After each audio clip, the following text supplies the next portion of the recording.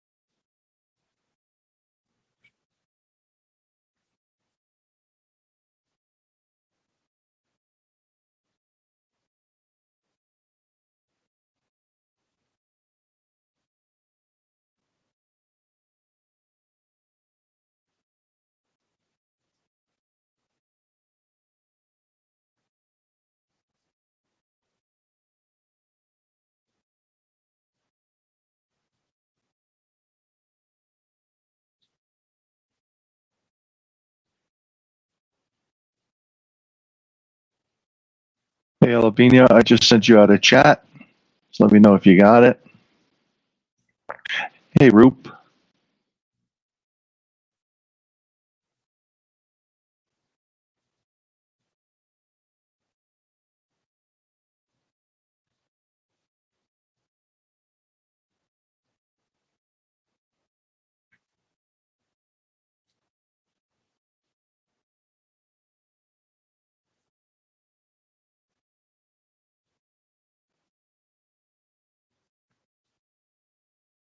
All right, kind of coming back up here to our pivot area, see where it wants to go.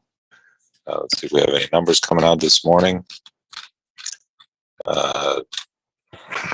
Consumer confidence coming out here at the top of the hour could be a little bit of a market mover, so let's be a little bit patient.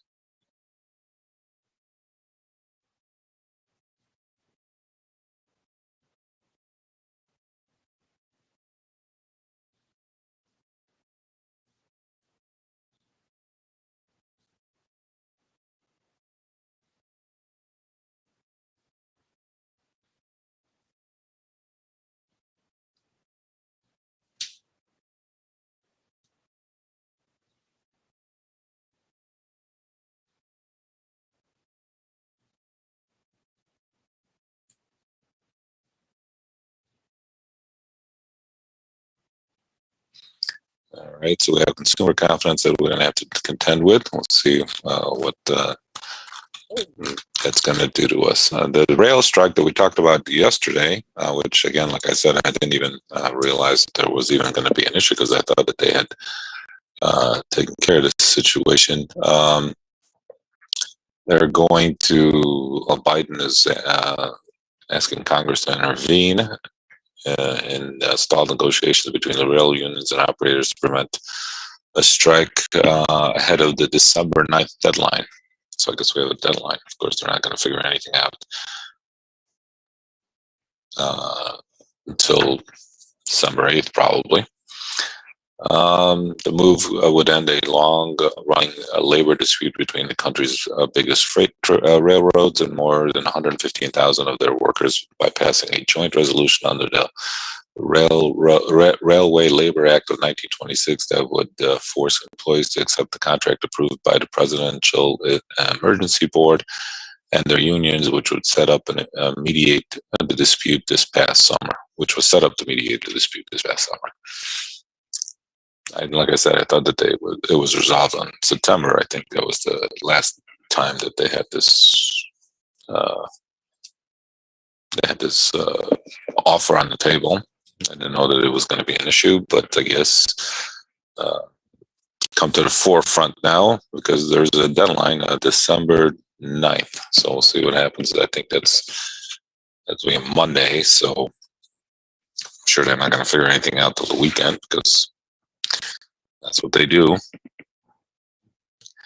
I don't know if I guess Congress can impose them to. I don't know. I guess it can. I don't know. We'll see. I can't imagine that they're going to let the railroads. I mean, it's just too big of a problem. Let's see. So we're stuck in a range here. We have 60 on the downside. If you did play the overnight low there, you got paid off a little bit. If you look at the levels, if you look at the chat, I should say, you'll find the levels that we have printed there. Those are levels that we're going to use as a guide to the day. Again, we can tweak those a little bit. We can adjust those. It all depends on price action at any given moment. So we'll see what happens.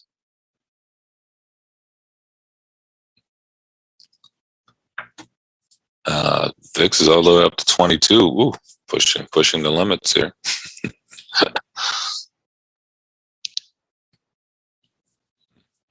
The 5-year agreement that has resulted from previous discussions offered railroad workers a 24% increase in wages from 2020 to 24. It also granted an additional paid day off and top of the existing vacation time, but sticking points remain over the work schedule and paid sick time. By some estimates, the railroads in the United States impact about 1/3 to about 45% of all freight in the United States, meaning that they could be knock-on effects for many industries that could result in another inflationary threat.